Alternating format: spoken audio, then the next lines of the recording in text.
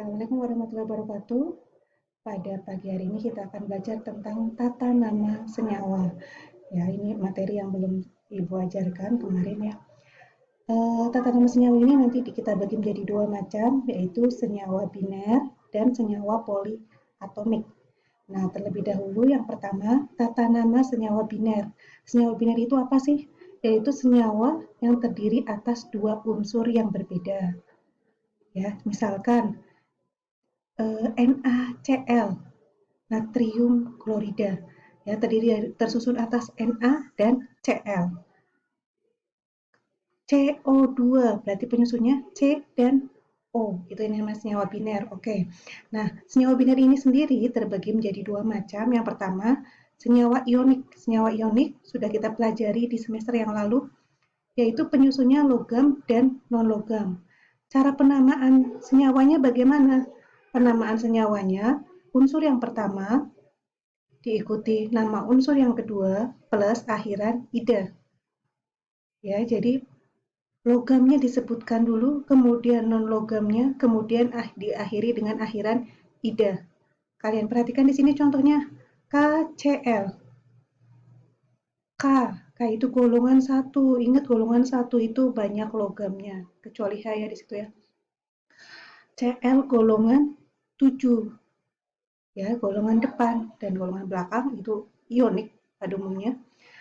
Maka penamaannya tinggal kamu sebutkan. Unsur yang pertama K itu kalium, Cl itu klor plus akhiran ida. Maka ini namanya kalium klorida.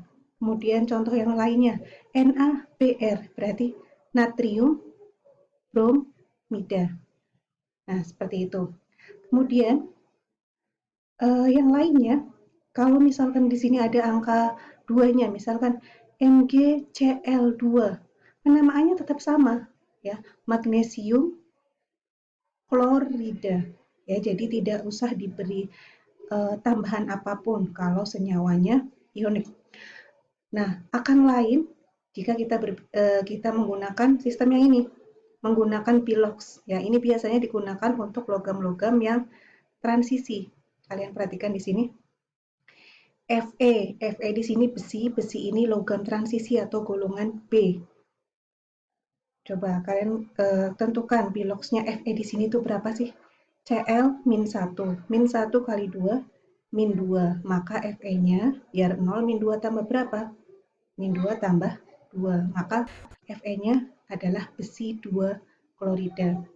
Kemudian yang kedua yaitu senyawa kovalen kalau penyusunnya non-logam dan non-logam.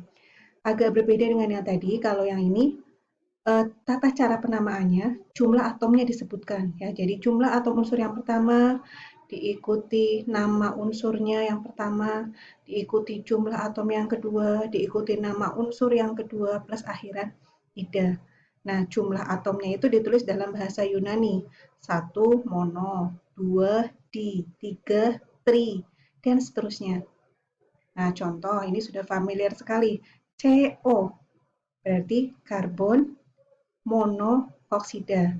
Kalau unsur yang pertama jumlahnya 1, maka kamu tidak perlu menambahi awalan mono. Jadi ini namanya bukan monokarbon monoksida, tapi karbon monoksida.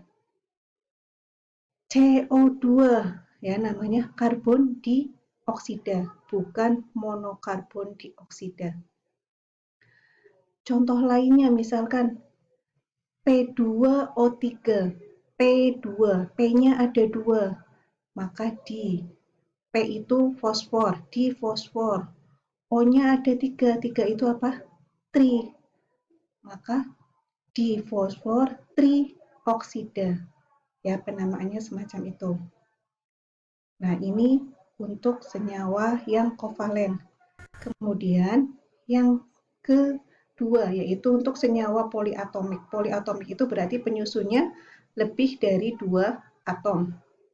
Nah, ini akan lebih mudah kalau kalian sudah menghafalkan di tabel yang sudah pernah Ibu tugaskan sebelumnya. Ya, tentang nama-nama kation dan anion. Jadi kalian harus tahu yang jadi ion positif itu yang siapanya, yang jadi ion negatif yang mana. Kationnya siapa, anionnya siapa. Ya, Karena tata cara penamaan untuk poliatomik sesederhana itu. Jadi disebutkan kationnya, kemudian diikuti nama anionnya. Nah, contoh ini. CaOH 2 kali. Ca2 plus itu adalah kalsium, OH min itu hidroksida. Bisa kalian cek di tabel yang sudah pernah kalian hafalkan. Berarti namanya kalsium hidroksida. Na3PO4. Na plus itu natrium, PO4 3- itu fosfat. Maka namanya natrium fosfat. Ya, tidak perlu ditambahi embel-embel apapun. Nggak perlu ditambahi monoditri seperti halnya senyawa kovalen tadi. Oke ya. Itu kalau ada pertanyaan silakan ajukan di room. Selamat pagi. Ini bisa kalian gunakan untuk latihan soal.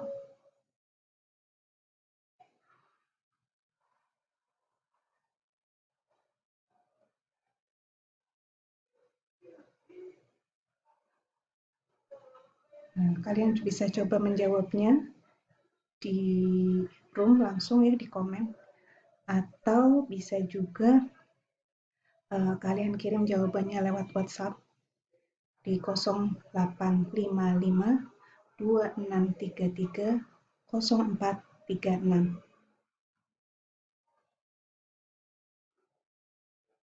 Oke.